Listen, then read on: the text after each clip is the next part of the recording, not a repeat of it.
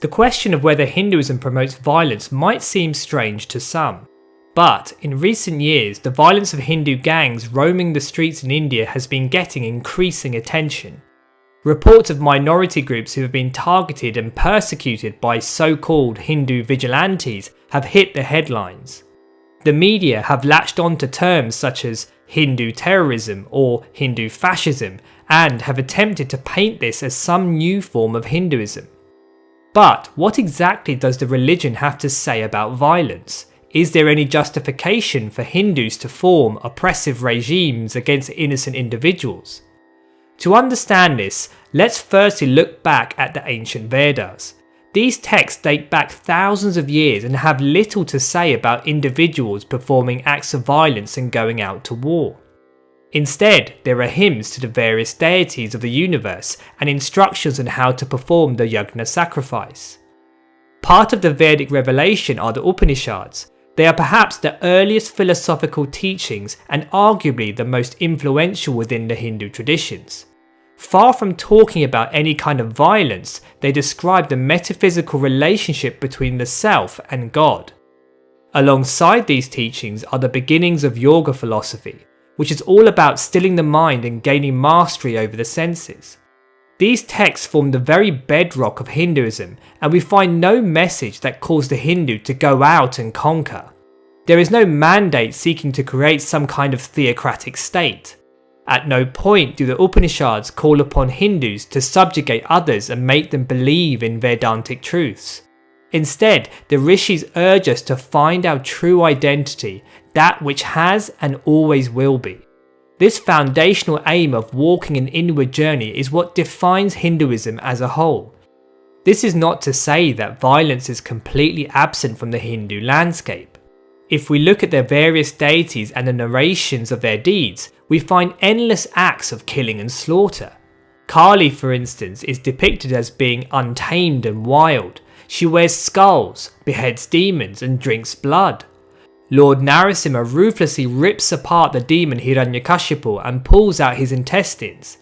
To the non-Hindu, these brutal depictions could be seen as promoting aggression and bloodshed. But to the devotee, these deities demonstrate the powerful nature of God that overcomes negativity. In man exists the unprecedented nature of the ego that wants to keep us in unconsciousness. As a result, there is a need to appeal to the unprecedented nature of God to deal with it. The various demons depicted in the Puranic scriptures are embodiments of the various obstacles we carry within. They are the shadow that veils the truth and keeps us in ignorance.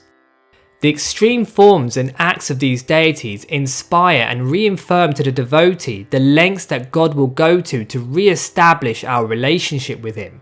Far from evoking a mood of aggression, they strengthen feelings of devotion. Ramakrishna, for instance, was a great bhakti saint who worshipped the ferocious form of Kali intensely. His devotion did not evoke rage, but brought him to the innocence of a child. Today, he is famed as a great devotee who personified the love of God. But perhaps the most relevant scriptures to this debate are the Itihasa, or historical accounts of the Ramayana and the Mahabharata. It is here we gain an understanding about what Dharma is.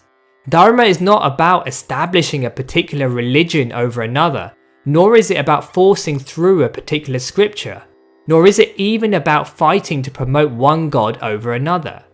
Dharma is a universal principle beyond religious identity. It is about upholding the natural order of the universe and living a righteous path. In the Ramayana, Dharma is clear. Ravana kidnaps Sita, and so naturally Lord Ram enters Lanka with his army, kills Ravana and restores righteousness. The Mahabharata, however, is more complex and describes the subtlety of Dharma. In the first chapter of the Gita, as the great war is about to start, Arjuna sees his friends and family on the opposing side and is overcome with confusion. He asks Krishna, how can it be Dharma to kill your own relatives for the sake of land and a kingdom? Surely it would be better to run away and abandon this terrible situation. But Krishna spends some 17 chapters discoursing on why he should take up his bow and fight. Many might argue that a higher teaching would be to turn the other cheek. Rather than cause bloodshed, we should be aloof and give up the selfish desire for a kingdom. In response, the first point to make is that this war was taken as an absolute last resort. The Pandavas were continually oppressed by their cousins the Kauravas and deceived out of their kingdom. Multiple appeals for peace were tried. Krishna himself came as an ambassador to negotiate an alternative solution. Added to this, the Pandavas made massive compromises and opted to accept just 5 villages instead of their whole kingdom which they were entitled to. But Duryodhana nonetheless refused to budge. The war on the Kurukshetra battlefield was not to win back a kingdom, it was not done for power or wealth, it was done to protect Dharma. Duryodhana was an evil tyrant who had behaved in the most abominable way. Righteousness was in decline, and so action needed to be taken. As Krishna makes clear, inaction or the avoidance of duty is equally as bad as acting in an unrighteous way. The decision to fight was essential and entirely proportional to the context. Moreover, it was embarked upon only after all options had been exhausted. But when Krishna speaks to Arjuna, he does not advocate war to conquer and establish a particular belief system. He does not make any division between believers and unbelievers. In fact, Krishna's discourse takes Arjuna's mind away from the prospect of violence to the transcendent. Far from bellowing out bloodthirsty cries for war, he discusses the nature of the soul, love for God, and acting without any attachment to the results. This is why the Gita, and in many ways the whole Kurukshetra war that Krishna was a part of, have been spiritually internalized by Hindus. Ultimately, we are fighting with the various inner tendencies that seek to take us away from truth, and it is Krishna who is guiding us to victory. As the Mahabharata and Ramayana show, violence is a necessary but unfortunate part of the human condition.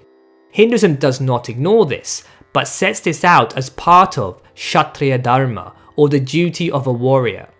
Bhishma states in the Mahabharata, "A Kshatriya, O king, should protect the people. Always exerting himself for the destruction of robbers and wicked individuals, he should put forth his prowess in battle." Krishna adds in the Gita that a Kshatriya should be large-hearted in charity and full of strength and bravery. The message is clear that being a Kshatriya is about upholding Dharma and heroically sacrificing oneself to eliminate the wicked and defend the weak. When individuals or communities are under siege, it is the duty of those who are able to take a stand. But despite this need for defensive action, alongside Kshatriya Dharma is ahimsa or non-violence. Throughout the Mahabharata, the phrase ahimsa paramo dharma or ahimsa is the supreme religion is consistently repeated. The implication is that although violence is a tragic necessity in some situations, ahimsa is the goal to be strived for. But while scripture can give instructions, the true test of whether religion promotes violence or not is in the religious figures that are venerated.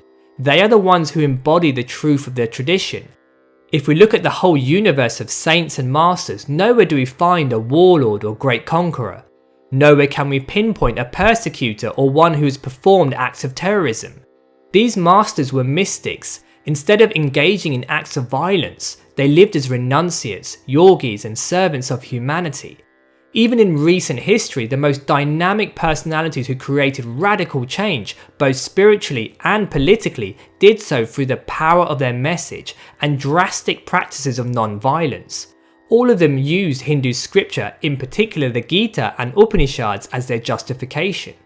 Hinduism is a religion that has no desire to convert people, nor does it preach an exclusivity of truth. So there is no question of Hinduism justifying the violent subjugation of another. There will always be individuals who are extreme in any movement.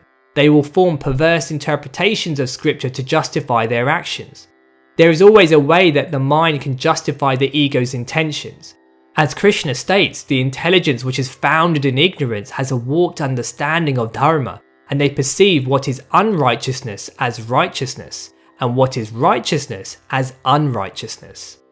When somebody performs acts of violence against innocent individuals in the name of Hinduism, we should ask what Hindu sources are they using to justify their version of Dharma? Are they drawing on the Upanishads? Are they following Krishna's or Bhishma's teachings? Which messenger or master are they trying to emulate?